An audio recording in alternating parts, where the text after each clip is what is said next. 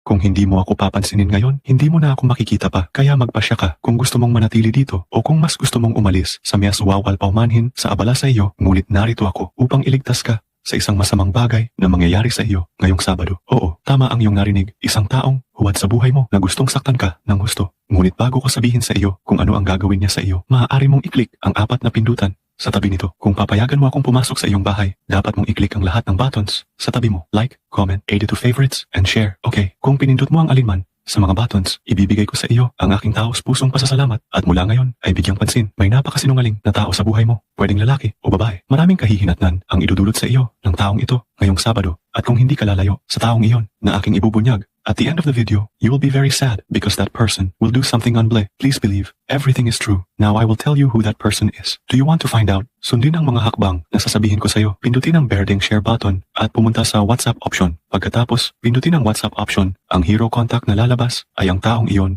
na sasaktan ka ng husto ngayong Sabado. Mangyaring maniwala at magkaroon ng isang pagpapalang araw.